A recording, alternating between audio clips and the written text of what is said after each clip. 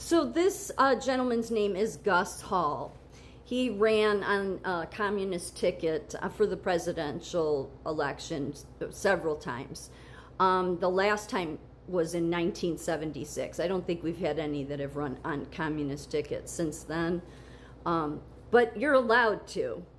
I don't know why, because it falls under this, First Amendment crap. Well, people that stand up for the Constitution have their rights suppressed. But anyway. But yes, I think he was the last one to run as a communist, like straight out, obviously. Now we have all the communists that run on the socialist progressive. The progressive, all social, all tied. It's all, just look at the history. It's always tied to that. Same thing. So, one of the things to know about him is this is who John Brennan, the former CIA director, voted for. That's what he had to reveal in his polygraph. He knew the polygraph, if he lied about it, the polygraph when he was going to apply, be in the CIA. You have to take a polygraph. And so he was honest that he did vote for a communist. This is who he voted for. So the thing you need to know about him is he was born in 1910. His name was Arvo Gusta Hallberg. He was born in Minnesota, was a prominent American communist activist and labor leader. That's always a red flag. The unions and the national or the International Workers Unite is always been tied to communism, always. And a labor leader who served as the general secretary of the Communist Party from 1959 until 2000. That's when his death was. He was the son of Finnish immigrants involved in radical labor movements and the industrial workers of the world. Right there, red flag. So at 17, he joined the Communist Party of the USA. That was he was 17, and that was in 1927. Hall studied at the International Lenin School in Moscow from 31 to 33. That's something. So that says a lot right there. Okay, like who sends their kid to a Lenin school? But for those that don't know, across the United States, elites in this country pay hundreds and thousands of dollars to send their kids to private communist schools in this country. Yep, they're all over. So these people are just ignorant. And they're always intellectuals, but they lack a moral compass. But I'm going to explain why that's important, because it goes back to something the founder said.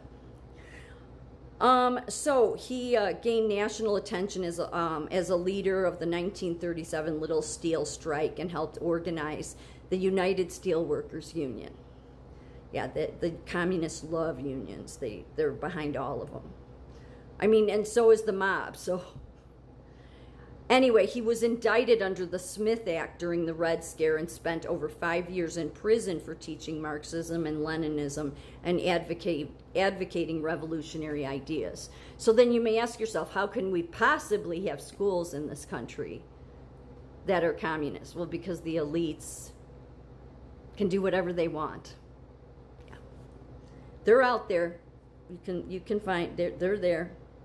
So, he wrote a little pamphlet back in the day. This was it. Catholics and Communists. Elements of a Dialogue. So there were some that were open to this, of course, because, it's the Catholic Church. But I'm not going to go strictly after the Catholic Church here. Well, they're part of it. But in Europe is where this problem developed with communism and Protestantism and Catholics. Of course, in Europe, what a surprise. In the mid-1960s, a significant movement known as Christian Marxist dialogue emerged almost simultaneously across several European countries, including Czechoslovakia, Italy, West Germany, and France, all the red flag countries, of course. The Protestant-dominated World Council of Churches notably welcomed Marxist thinkers from Eastern Europe at its 1966 conference in Geneva, indicating Protestant openness to dialogue with communist ideologies. So right there, they shouldn't call themselves Christian anymore. When you really look at the roots of communism, and they'll say this isn't true. No, it is. Look at its history if you doubt it. Its roots go back to satanic stuff. It always does. First of all, it always goes back to atheists, okay? But then look at the communist countries. China is a communist country. It's not like they get a choice. Did they vote it in? They did. And they never are given another choice again. I mean, isn't it what, the last 7 years? 7 years ago, Xi Jinping is the leader for life. That's how North Korea is. And then that becomes the religion. Now, China will say, no, we allow Christianity. Yeah, Vietnam says that too. But it's so restricted. Like, most of the time, if they find you practicing Christianity, there's penalties. Really, just look into it. Will the communists in this country or socialists no. They'll act like it's a utopia over there. No, it's not. The communist and fascist regimes always are the ones that lead to genocide. Perfect example. Soviet Union is another example of that back in the day.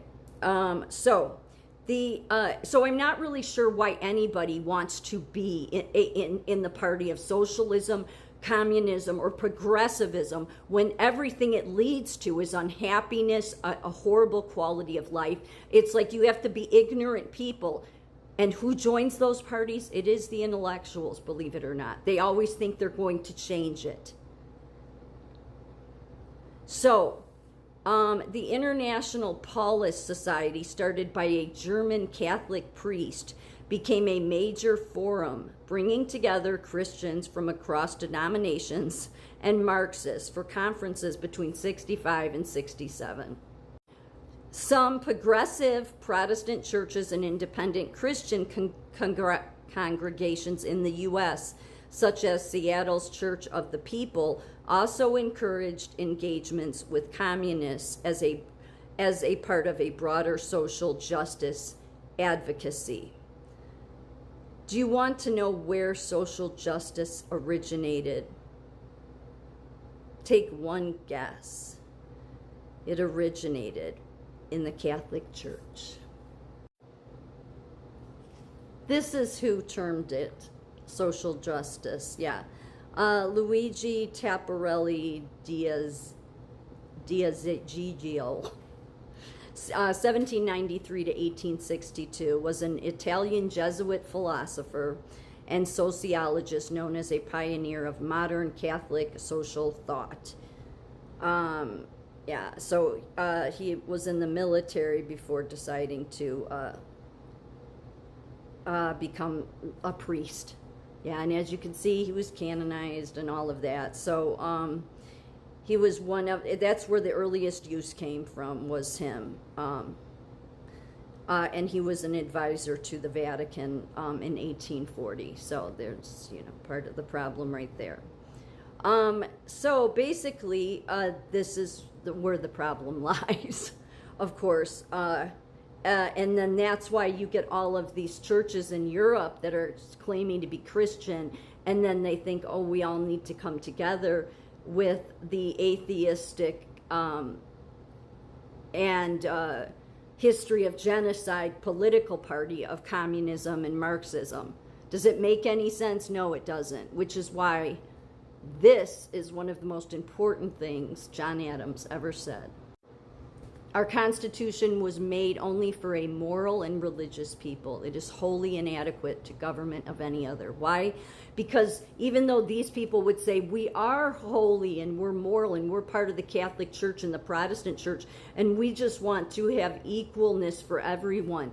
Yes, but sometimes you need to let go and let God. Instead, all of you try to control things. So you shouldn't act like you're still following Christ when you decide to align with communism and Marxism. Yeah, only mature people really is what John Adams should have said.